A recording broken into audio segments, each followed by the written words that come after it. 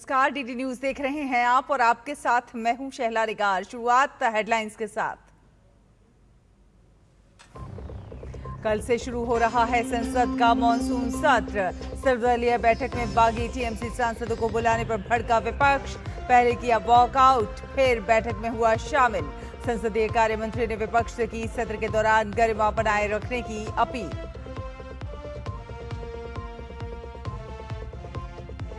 मध्य प्रदेश में यूसीसी विधेयक को मिली मंजूरी। 20 जुलाई से शुरू होने वाले मॉनसून सत्र में होगा पेश, बोले सीएम मोहन यादव। महिला सशक्तिकरण की दिशा में बड़ा कदम, आदिवासियों को यूसीसी के दायरे से रखा बाहर।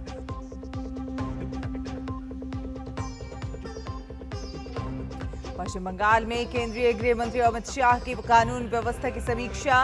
वरिष्ठ प्रशासनिक और पुलिस अधिकारी हाई लेवल मीटिंग में हुए शामिल। बंगाल में एक्शन मोड में दिखाई दिए अमित शाह।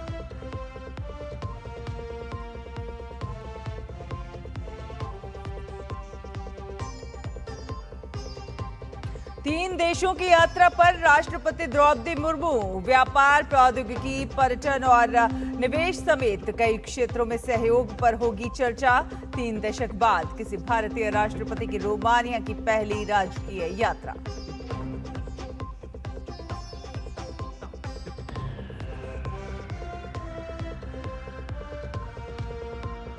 चार दिन के भारत दौरे पर पहुंचे ज़ांज़ीबार के राष्ट्रपति डॉक्टर हुसैन अली मेवरी। उपराष्ट्रपति सीपी राधाकृष्णन के बाद विदेश मंत्री डॉक्टर एस जयशंकर से मुलाकात।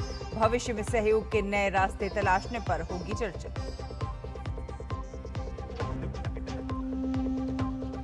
और जम्मू में जल प्रलय से लोग परेशान। राजौरी, पुंछ में बारिश के बाद बाढ़ ने बढ़ाई चिंता। कई जगहों पर हुई लैंडस्लाइड से बढ़ी मुश्किलें। गृह मंत्री अमित शाह ने उपराज्यपाल और सीएम से की बात, हालात की ली जानकारी। तो संसद के मॉनसून सत्र के सुचारू संचालन को सुनिश्चित करने के उद्देश्य से सरकार द्वारा बुलाई गई सर्वदलीय बैठक सफलतापूर्वक संपन्न हो गई है।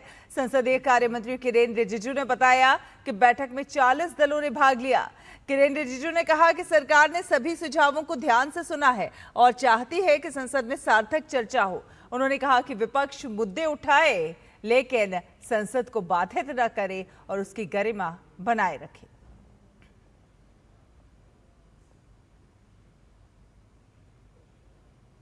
चालीस पॉलिटिकल पार्टी का फ्लोर लीडर्स ने ऑल पार्टी मीटिंग में अटेंड किया है और सब ने अपना मत रखा है। बहुत सा पॉलिटिकल पार्टी ने अपना पॉइंट को रखा है, हमने सुना है, नोट किया है। कई सुझाव आए, हमने सुझाव को नोट किया है। ऐसा ऑल पार्टी मीटिंग में अलग अलग मत तो होता ही है और संसदीय लोकतंत्र में सब पार्टी को अपने बात बोलने का पूरा आज़ादी है। और इस संसद सत्र में जो बिल सरकार लेके आएंगे उसको सार्थक चर्चा के द्वारा सब सहयोग करें, अपना मत रखें और पारित करें। और संसद के मॉनसून सत्र से पहले बुलाई गई सर्वदलीय बैठक में तृणमूल कांग्रेस के बागी सांसदों को आमंत्रित किए जाने को लेकर राजनीतिक हलचल देखने को मिली। बैठक में बागी सांसदों की मौजूदगी पर विपक्ष ने विरोध जताते हुए प्रतीकात्मक वॉकआउट किया। हालांकि बाद में विपक्षी दल बैठक में वापस लौट आए और इस मुद्दे पर सरकार से अपना पक्ष रखते हुए कहा कि जिन सांसदों ने लोकसभा अध्यक्ष से अलग मान्यता और अलग बैठने की व्यवस्था का अनुरोध किया है उन्हें नजरअंदाज नहीं किया जा सकता। संसदीय कार्य मंत्री किरेन रिजिजू ने कहा कि सरकार का दायित्व है कि सभी संबंधित पक्षों को सर्वदलीय बैठक में आमंत्रित किया जाए। उन्होंने ये भी कहा कि देश चाहता है कि संसद का मॉनसून सत्र सुचारू रूप से चले और सभी दल विधेयकों पर सकारात्मक सहयोग दें। रिजिजू ने बताया कि मॉनसून सत्र के लिए फिलहाल 8 विधेयक सूचीबद्ध किए गए हैं। कोई भी राजनीतिक दल अगर चर्चा से दूर रह करके हंगामा करता है उससे राजनीतिक लाभ नहीं मिलता है, ये प्रूव हो चुका है। इसलिए सब पार्टिसिपेट करें, चर्चा में सब भाग लें और जो छोटे छोटे पार्टी के सदस्य उन्होंने मांग किया है कि उनको बोलने का ज़्यादा समय दिया जाए। तो हमने कहा, अभी आपके माध्यम से हम कह रहे हैं कि अगर संसद सत्र अच्छा से चलेगा तो सबको बोलने का मौका मिलेगा। एनसीपीआई 20 लोकसभा सांसदों ने हस्ताक्षर करके लोकसभा स्पीकर के पास नए पार्टी में ज्वाइन करने का और संसद में अलग से बैठने का व्यवस्था के लिए मांग किया हुआ है और ये नियम के तहत है और ये स्पीकर साहब का कंसिडरेशन में है। जब ये स्पीकर साहब का कंसिडरेशन में है और 20 सांसद है, उसको हम वंचित कैसे कर सकते हैं? संसदीय कार्य मंत्री किरेन रिजिजू ने कहा कि वर्तमान में सरकार की ओर से सत्र के लिए 8 विधेयकों की सूची जारी की गई है। अन्य प्रस्तावित विधेयकों पर भविष्य में बिजनेस एडवाइजरी कमेटी यानी कि बीएससी की बैठक में इस पर चर्चा की जाएगी। 8 बिल्स का सूची बुलेटिन के माध्यम से सूचना दिया गया है। लोकसभा राज्यसभा सेक्रेटरीट से बुलेटिन निकाल करके दिया गया है। इस 8 जो बिजनेस है, बिल्स है, इसके अतिरिक्त कोई भी अगर हम बिल लाते हैं तो हम फिर बीएससी में इसका चर्चा करेंगे, हम बताएंगे, हम अपोजिशन पार्टी सबको बता करके बिल लाएंगे। अभी हम 8 बिल्स और बाकी महत्वपूर्ण जो सवाल होते हैं या वहाँ स्पेशल मेंशन होते हैं, 0 आवर में होते हैं, वो तो होते ही रहते हैं। और आपको बता दें कि मध्य प्रदेश सरकार ने समान नागरिक संहिता यानी कि यूसीसी के मसौदे को मंजूरी दे दी है। मुख्यमंत्री मोहन यादव की अध्यक्षता में हुई इस बैठक में मसौदे को हरी झंडी दी गई। विधेयक को 20 जुलाई से शुरू हो रहे राज्य विधानसभा के मानसून सत्र में पेश किया जाएगा। मंत्रिमंडल की बैठक के बाद संवाददाताओं को संबोधित करते हुए मुख्यमंत्री ने इसे नारी सशक्तिकरण कदम बताया और कहा कि आदिवासी समुदाय को इसके दायरे से बाहर रखा गया है। उन्होंने ये भी कहा कि विधेयक का मसौदा तैयार होने के लिए गठित समिति के समक्ष करीब 80% मुस्लिम महिलाओं ने जबकि 40% मुस्लिम पुरुषों ने इस विधेयक का समर्थन किया। मुख्यमंत्री ने सभी राजनीतिक दलों से सामाजिक समरसता, महिला सशक्तिकरण और राष्ट्रीय एकता की मजबूती के लिए किए जा रहे इस विधेयक का दलगत राजनीति से ऊपर उठकर समर्थन देने का आह्वान किया। सीएम मोहन यादव ने कहा कि समिति के समक्ष भारतीय जनता पार्टी, आम आदमी पार्टी और वामपंथी दलों ने अपना पक्ष रखा, लेकिन हर विषय को हिंदू, मुस्लिम और वोट बैंक के नजरिए से देखने वाली कांग्रेस इससे दूर रही। उन्होंने कहा कि इस विधेयक में विवाह, लिव इन रिलेशनशिप, गोद लेने, सरोगेसी और एआरटी से जन्मे सभी बच्चों को समान कानूनी दर्जा दिए जाने का प्रावधान है। 70 साल के इतिहास में ये युगांतकारी क्षण है जिसकी साक्षी 8.5 करोड़ जनता बन रही है। जब हम मध्य प्रदेश की धरती पर समान अधिकार, समान अवसर, समान नागरिक, समान न्याय के स्वर्णिम चतुर्भुज के उदय की तरफ बढ़ रहे हैं। आज मध्य प्रदेश की कैबिनेट ने समान नागरिक संहिता विधेयक 2026 को सहर्ष सर्वानुमति से स्वीकृति प्रदान की है। और राष्ट्रपति द्रौपदी मुर्मू आज से 25 जुलाई तक मोल्दोवा, उत्तरी मैसेडोनिया और रोमानिया की राजकीय यात्रा पर रहेंगी। ये यात्रा कई मायनों में ऐतिहासिक मानी जा रही है। मोल्दोवा और उत्तरी मैसेडोनिया की ये किसी भारतीय राष्ट्रपति की पहली द्विपक्षीय यात्रा होगी, जबकि 3 दशक से अधिक समय बाद कोई भारतीय राष्ट्रपति राजकीय दौरे पर रोमानिया पहुंचेगा। विदेश मंत्रालय के अनुसार इस यात्रा का उद्देश्य मध्य और पूर्वी यूरोप के देशों के साथ भारत की रणनीतिक साझेदारी को और मजबूत करना है। दौरे के दौरान व्यापार, निवेश, प्रौद्योगिकी, डिजिटल तकनीक, नवाचार, अक्षय ऊर्जा, स्वास्थ्य, शिक्षा, कृषि, संस्कृति और संपर्क जैसे क्षेत्रों में सहयोग बढ़ाने पर विशेष जोर रहेगा। राष्ट्रपति 20 जुलाई को मोल्दोवा पहुंचेंगी, जहां पर राष्ट्रपति माया सांडू के साथ द्विपक्षीय और प्रतिनिधिमंडल स्तर की वार्ता करेंगी। इसके बाद 21 और 22 जुलाई को उत्तरी मैसेडोनिया में राष्ट्रपति और प्रधानमंत्री साथ ही संसद अध्यक्ष से मुलाकात करेंगी। इसके साथ ही वो वहां की संसद को संबोधित भी करेंगी। दौरे के अंतिम चरण में राष्ट्रपति 23 से 25 जुलाई तक रोमानिया में रहेंगी और इस दौरान राष्ट्रपति निकोसोरडान के साथ प्रतिनिधिमंडल स्तर की वार्ता, भारत रोमानिया व्यापार मंच को संबोधन और भारतीय समुदाय के साथ संवाद का कार्यक्रम भी निर्धारित है। विदेश मंत्रालय का कहना है कि ये यात्रा भारत और मध्य एवं पूर्वी यूरोप के देशों के बीच आर्थिक, रणनीतिक और जन से जन संबंधों को नई गति प्रदान करेगा। और ज़ंज़ीबार के राष्ट्रपति डॉक्टर हुसैन अली मेवनी भारत की आधिकारिक यात्रा पर है और उपराष्ट्रपति सीपी राधाकृष्णन और ज़ंज़ीबार के राष्ट्रपति डॉक्टर हुसैन अली मेवनी के बीच मुलाकात हुई। उपराष्ट्रपति भवन में हुई इस बैठक में दोनों नेताओं ने व्यापार, निवेश, शिक्षा, पर्यटन, ब्लू इकोनॉमी और तकनीक सहित कई क्षेत्रों में सहयोग बढ़ाने पर चर्चा की। ज़ंज़ीबार के राष्ट्रपति ने IIT मद्रास, ज़ंज़ीबार कैंपस, जल परियोजनाओं, ICCR छात्रवृत्तियों और ITEC प्रशिक्षण कार्यक्रमों में भारत के सहयोग की सराहना की। वहीं उपराष्ट्रपति ने तंजानिया और ज़ंज़ीबार के साथ विकास साझेदारी को और मजबूत करने की भारत की प्रतिबद्धता दोहराई है।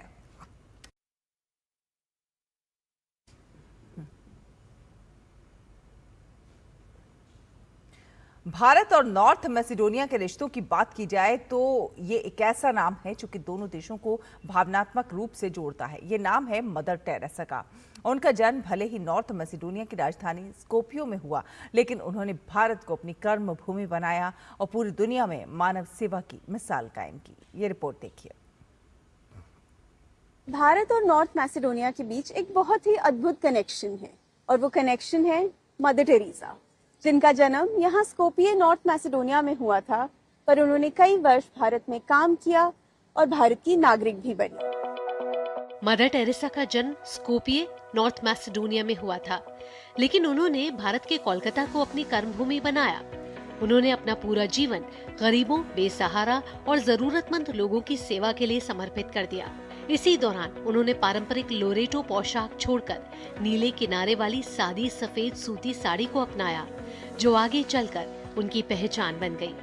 गरीबों और वंचितों की सेवा के लिए उन्हें साल 1979 में नोबेल शांति पुरस्कार से सम्मानित किया गया। अगस्त 2016 में अपने मन की बात कार्यक्रम में प्रधानमंत्री नरेंद्र मोदी ने मदर टेरेसा को संत घोषित किए जाने को सभी भारतीयों के लिए गर्व और यादगार क्षण बताया था। उन्होंने कहा था कि मदर टेरेसा का पूरा जीवन मानव सेवा और करुणा का प्रतीक रहा है। मदर टेरेसा ने अपना जीवन सेवा को डेडिकेट कर दिया, गरीबों की मदद करने में डेडिकेट कर दिया। स्कोपिये में उनका मेमोरियल एक प्रतीक है उनके कार्य का, उनके जीवन का और उनकी करुणा का। कैमरा पर्सन जगमोहन प्रसाद के साथ स्कोपिये नॉर्थ मैसेडोनिया से डीडी न्यूज के लिए मैं जयंती झा। और राष्ट्रीय परीक्षा एजेंसी ने नीट यूजी 2026 परीक्षा में OMR शीट बदलने के आरोपों को पूरी तरह से गलत बताते हुए साफ किया है कि इन दावों का कोई आधार नहीं है।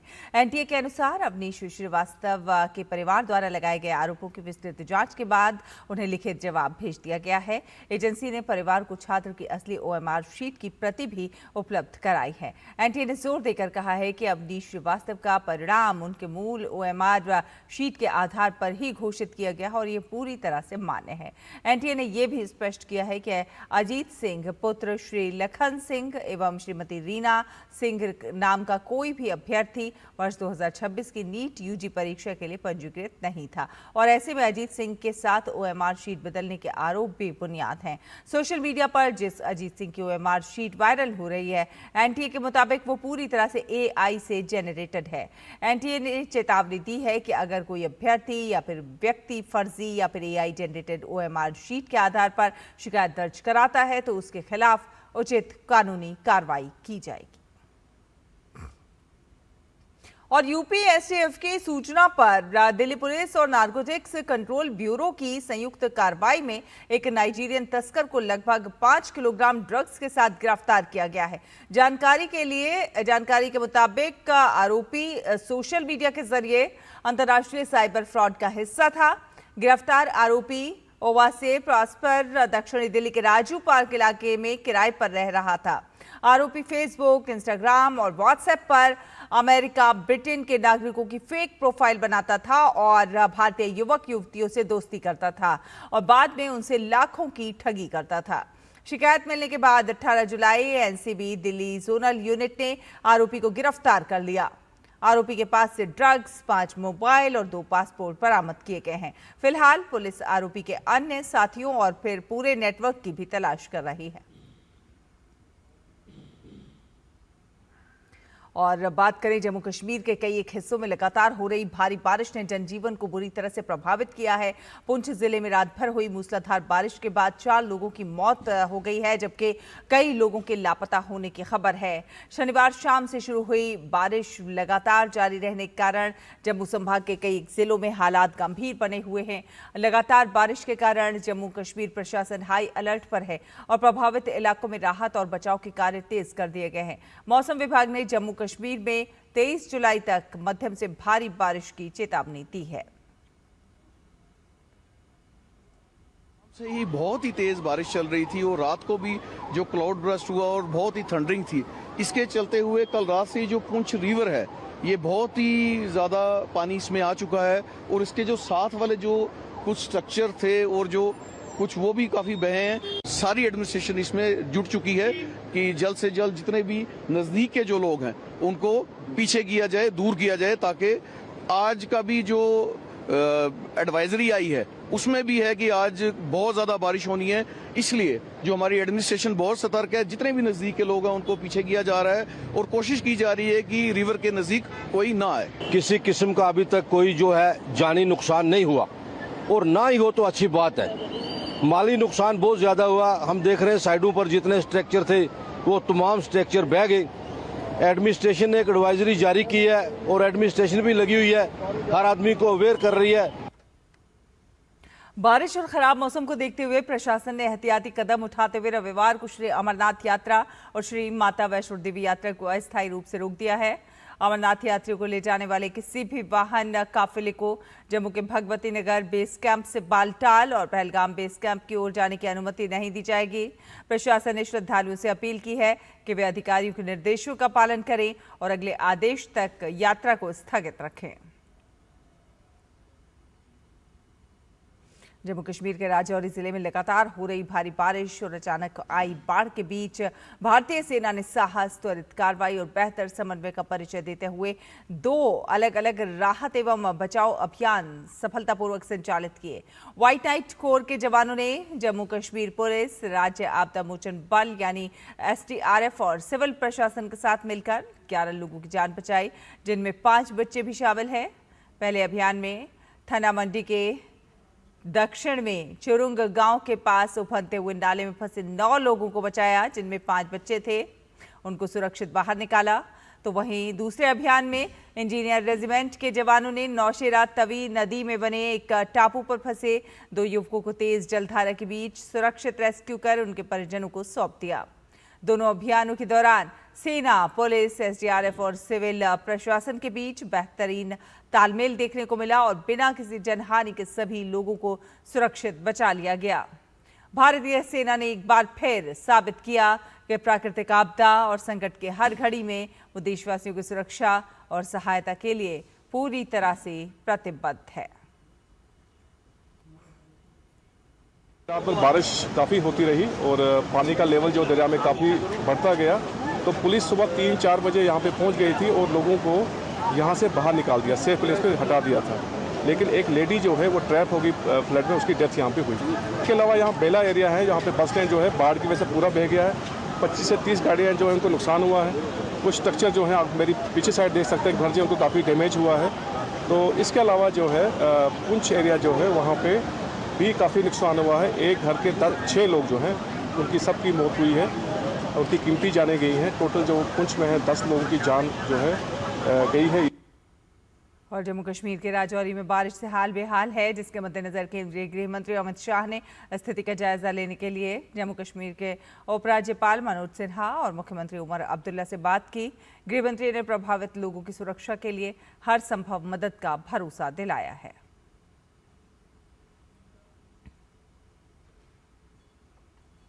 राम जन्मभूमि चंदा मामले में निर्मोही अखाड़ा ने सुप्रीम कोर्ट का रुख किया है। निर्मोही अखाड़े ने सुप्रीम कोर्ट में दाखिल याचिका में नए सिरे से ट्रस्ट के गठन और ट्रस्ट में अपना प्रतिनिधित्व बढ़ाने की मांग की है। और इसके साथ ही निर्मोही अखाड़े ने ट्रस्ट के सभी बही खातों के फॉरेंसिक ऑडिट के साथ साथ मंदिर के गर्भगृह में 1950 और 1982 वाली प्रतिमाओं को स्थापित करने की मांग की है। निर्मोही अखाड़ा चाहता है कि मंदिर की पूजा, सेवा, भोग और धार्मिक व्यवस्थाओं की जिम्मेदारी उसे दी जाए। ट्रस्टियों की नियुक्ति के लिए स्पष्ट और पारदर्शी नियम बनाने, मंदिर में पूजा पाठ रामानंदी परंपरा के अनुसार कराए जाने और ट्रस्ट के वित्तीय लेन देन और संपत्तियों का फॉरेंसिक ऑडिट कराने जैसी मांग की गई है। और आपको बता दें कि प्रधानमंत्री नरेंद्र मोदी ने भारत की स्टार बैडमिंटन खिलाड़ी पीवी सिंधु को जापान ओपन का खिताब जीतने पर बधाई दी है। प्रधानमंत्री नरेंद्र मोदी ने अपने सोशल मीडिया अकाउंट एक्स पर लिखा है कि भारतीय बैडमिंटन के लिए एक ऐतिहासिक उपलब्धि, जापान ओपन 2026 में जीत हासिल करने के लिए पीवी सिंधु को बधाई। पूरे टूर्नामेंट के दौरान उनका दृढ़ संकल्प और बेहतरीन कौशल देखने को मिला और यह उपलब्धि इसलिए और भी ज्यादा खास है क्योंकि ये खिताब जीतने वाली पहली भारतीय खिलाड़ी हैं। ये देश भर के अनगिनत युवा खिलाड़ियों को खेलने और शानदार प्रदर्शन करने के लिए प्रेरित करेगा। तो पीवी सिंधु ने इतिहास रचा है और इस इतिहास रचने पर प्रधानमंत्री नरेंद्र मोदी ने उनको बधाई दी है और उनको प्रेरणा बताया है।